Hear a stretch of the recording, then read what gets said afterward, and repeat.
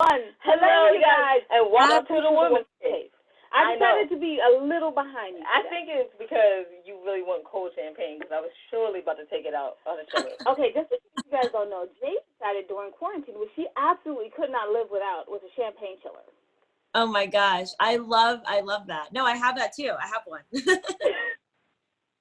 a must. I just love champagne, you know? It just makes everything in life better. But my favorite thing is to be on a boat and drink champagne, you know? Well, see, I feel like I get sunburned when I'm on a boat because I never want to stay inside. You can be under like the, you know, yeah, I got you. Yeah, I'm always out. I'm like, I just have to stand in the sun and drink this, and next thing I know, I'm like, ooh, that's real dark and out. Where are you guys located? Annapolis, Maryland. Oh, okay, yeah. See, in LA, it's always cold, so it doesn't even matter. I swear it's cold here. People think the weather's good. I mean, it's sunny, but like, you're always kind of cold, so you know you don't feel like you're getting burned. But okay, so like I don't live there, so I can't say that that's incorrect. Although I have to say that whenever we want to get away from the cold weather here, we tend to pick Florida.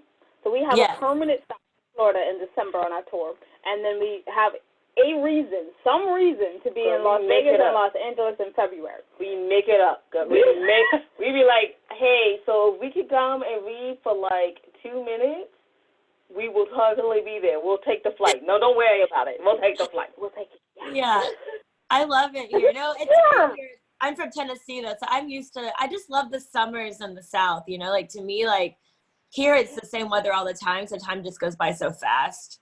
But I was just saying that yesterday. We're getting distracted. We are, and I'm Jade. And I'm Ramona. Oh, wow. Whew. Sorry, guys. It's my fault. So, let me do the beginning. So we wrote books. Yeah, we did. Oh, no, stop saying that. We wrote literary life guides of pop poetry. You know we're trying to, like, really put that forth in branding. Darn it.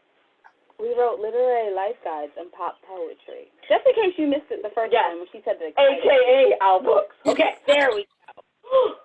I'm trying, y'all. I'm trying really hard because people keep being like, whoa, how are you going to brand that? So I was like, I'm going to say it on my show. So I said it. Okay. I did it. What do we write? So we wrote the And I Thought series, and I Thought Divorce Was Bad with Other Life Lessons, which is available on Audible.com and BarnesandNobles.com and Amazon.com. And I Thought Being Grown Up Was Easy, soon available on Audible.com. I mean, I don't want to tell you guys when to spend your money, but if you were like, hey, I'm going to buy And I Thought Being Grown Up Was Easy, just wait for the audiobook. It's better. Like Joe saying, words alive. I was sitting here in shock. Like, did I write that? Are you sure? You sure? So much better. And always I have to shout out one of my favorite books, although we're not supposed to have one, but I have one. And I thought we did our journey alone. I did my journey alone. And then we have If Only I Were Me, our new book. All of that available on Amazon.com, BarnesandNobles.com, and Audible.com for some of them. I'm also the author of Widow's Debt series and Foreign Coffee, which is an audiobook, and she missed the Misfit guys. Yep, absolutely. We have that series as well. Too. We're the co-founders of the 25 Hottest Indie Authors, Artists, and Advocate magazine. Yes, it's $7.50, but right now it's 196 pages. So right now, save up that boredom for a few days. Think about buying it. There's a lot to read. Then you can reread it, and then you don't have to talk to people for like 2 days. What? That's amazing. So you can find all of that on www.andwethought.com. But you're not here to hear about us. You're here to hear from our wonderful, beautiful guests. Would you like to introduce yourself? Yeah, sure. I'm Dina Renee, and I'm a pop singer-songwriter. And I just released my new music video for What I'm Not Gonna Do. So I'm really excited for people to finally see it. It's been a long time in coming for it to come out, so. I've been waiting for you to say that time we can do this. Yay, thank you. No, wait. Sign language, congratulations. Celebrate, congratulations, all of that. Okay, now we're back. And normal. Oh, I don't think we'll ever be normal. Okay. That Kool-Aid is faster. Yeah. How did you get to this point? So the point of, I guess I started doing music. I started releasing songs probably in 2015. So I've always wanted to be a singer since I was probably like 3 or 4 years old. I remember I looked up to Mariah Carey and my sister. I would just watch both of them perform and sing, and it was just always something I knew for sure that's what I wanted to do. But I kind of kept it a secret a very long time because I was very shy. So I would like record songs in the closet and like hide myself, like singing into microphones when I was little. But yeah, it was something I taught myself how to play piano at like 3 or 4 by ear. And yeah, it was just something I always really loved with music. So it was always an escape for me. So I have to say, you said you were from Tennessee, correct? yes. So you decided to skip that little drive to Nashville and instead fly across the country? I know, everybody says that to me. You know, it's funny because in college, all my friends were from Nashville. So I went to Nashville all the time. I love Nashville, but I never met any music people when I would go. Like I would go out there and I would go all the time. And it was never a situation. I would look on Craigslist trying to figure out who to connect with. Like I didn't know how to connect to the music people there or anything. And it's a crazy thought. Like it doesn't make sense, but that was just part of it. I just never met the right people in Nashville. But I'm always thinking like if I have kids one day, like maybe I'll live here and there. But yeah, I don't know. But I've always loved pop music too. And Nashville to me at the time when I moved out here was more country. Now it's becoming a little bit more pop. But also I just never felt like I belonged in Tennessee. Like I always wanted to be in LA. I just felt like Hollywood was just always calling my name of this like mysterious place that I knew I was supposed to move to, but I never knew how I'd get here. And somehow I got here, so. It's so amazing. I've always felt that Hollywood was calling my name too.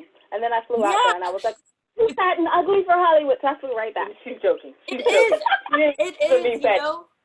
It's not as glamorous as you think. I mean, but I actually was warned about that by one of my friends, like in high school. I remember she told me about it. So I was prepared for every bad thing about Hollywood. I heard it my whole life. Oh, LA, everyone's mean, everyone's this. And it's funny because I think people are nicer here than a lot of places. Like I think you find what you're looking for. And when you feel like you're in your element and where you belong, like good people come to you, you know? So I still love my friends in Tennessee, and I'm so happy I'm from there just so I can appreciate, you know, where I am now too. So there's such a difference. We love LA, first and foremost. Minus the fact that you guys don't have real fast fries. Oh my God. We're on the same page. I have a place I can send you guys. It's called Southern Cuisine. It's literally called Great Southern Cuisine, I think, and it's in LA. I go there like every other day. I'm not even kidding. They have mac and cheese. They've got our Southern food. That's exactly my complaint too. We're so it's funny. So when we come back out, we're hanging out. So like we're from Maryland, to the first southern state, and like you go to LA, and like I love y'all. Don't get me wrong. I love the food in LA. I love me some good Mexican. Like I love food. For light fare. But then I'm like, could I have some baked macaroni? Not the one that you make it. No, I don't want it. I want the baked one. They don't get it. In a square. Can I have that? And please don't. And they're like, I don't know where that is. And you're like, you get the worst service too. Like every restaurant, like they come up to your table 30 minutes later, and you're like, if I was in Tennessee, I would have a free meal right now.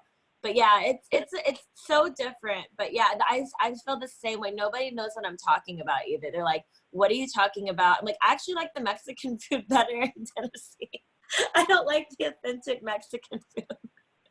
Yeah, I mean, I love it. Like, I love going to LA for good. It's great, and I love people. Eating Mexican food and In-N-Out burgers like 9:30 a.m. 9:30 a.m. And that's like, it only goes for 3 days. I have to tell, we have to hang out when you guys come. We have to go to Stout. That's the best burger place ever. Is Stout. I've heard of this place called Stout. Like, this is amazing. And we're back. Okay, music. Hold on. We're gonna come right back to your music. But so like when we went out there, we had meetings, and people were like, "Oh, we'll just meet you. You know, pick the place." And so we didn't know anything about Los Angeles at all. So we just picked the Den. But we drove by this place because we went out there the first time for a television show. And so we drove by this place while we were driving, and we saw something called the Den. So we've always picked that place. So we really only know. They have good food. They do. Yeah, they do. They have good food. Excellent food. Okay, so let's talk about, back to her, right? Now let's talk about your music. Okay. Yes. So, Yes. pop singing. But songwriting also. So you said that you've always wanted to sing. Yeah. You just told the question. I'm gonna be you today. Go for it. I'm in your chair, so I have to be you today. So you said that you always wanted to sing, but how did you get into writing songs? Honestly, I when I was little, I knew that Mariah Carey wrote her own songs, and I looked up to Jewel. I looked up to like Sheryl Crow. Like the people I looked up to, they wrote their own songs. So I just thought you were supposed to write your own songs. So I just started writing songs when I remember I was maybe like 6 years old. I was forcing my friends to like record like all of us singing, and like I would just write songs, but I was just really shy about my songs because my brother and sister were 5 and 9 years older than me. So I felt like they would make fun of me. And I also had a very unique tone to my voice, which now people will say, oh, she sounds like Britney Spears a little bit. But I'm like, no, I've always sounded the same. I've always had this kind of interesting tone that I hated my own voice. That was the problem. As a kid, I thought you were supposed to hate yourself. And I was very like depressed and stuff like that. So it wasn't until I heard Britney Spears on the radio and I thought it was my own voice. I thought someone had found my cassette tape of me recording myself singing. And I felt like I was going to throw up. I hated her voice so much. I was like, what is this? This is me. Someone found my tape. And then it wasn't until I became a fan of Britney's voice that I started to like my own voice. So it was all kind of like a weird thing. If it wasn't for Britney Spears, I don't even think I'd be doing music because I didn't even realize that we sounded kind of similar. But yeah, if it wasn't for her, and I related to her so much because her mom looked exactly like my mom. They talked the same, like her background was so similar. And I just, if it wasn't for Britney, I don't think I would have even pursued my voice because I just never, really liked it. But yeah, I always wrote songs because it was just something that came. Melodies just would come from another place and I didn't know where they were coming from. So I would just like write a song on the spot and just, and when I moved to LA, I started writing for another producer. I started writing songs for other artists. So that was kind of like my way into it. But yeah, long story short. And as a narcissist, I'd like to say if you ever need some assistance, we are poets, and we'd love to. Yeah, I'm better at melodies and writing. Coffee and be like, thank you so much for letting me write Coffee. Like I don't even need your credit. I just want to be like, that's a song that I wrote Coffee in, and that's beautiful. Thank you. Yeah, no, I would love co-writers because I'm better at coming up with melodies a lot of the time. Like if I come up with lyrics, it's usually just like when I'm not thinking about anything. So if I try too hard, it's hard for me to come up with lyrics. It has to be like stream of consciousness with the melody, which is sometimes hard, Happens to poets also. I mean, seriously, we were talking to another poet laureate, and he was like, so people think you sit down with like your like scotch or bourbon and you like ruminate, and he's like, that is so not the truth. Like I go to a bar and I talk to people, and all of a sudden the whole book is here. Yeah. And we were like, absolutely. And it's amazing, It's like you don't know where it comes from. You're like, it feels like it comes from God, and you're like, that's why like art is so amazing because it's like you don't even know where it came from. And then if you like it and other people like it, it's awesome. But yeah, sometimes I get inspired as I'm driving my car and I'll literally just like, I know that's not safe, but I'll just like start singing and I'm like, or if someone really upsets me, a guy has to usually ruin my life for me to write a new song. So. Well, and I thought voice was bad. The title came from us driving on Route 50. We were going toward the ocean, and Winona, I told her, Winona, oh, you got to return to poetry. She was like, what would I call the book? And I thought the voice was bad. That's how this whole title, whole journey began.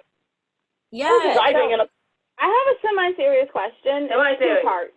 Oh, wait. Maybe it might be one, depending if I can remember the second part when I finish the first one.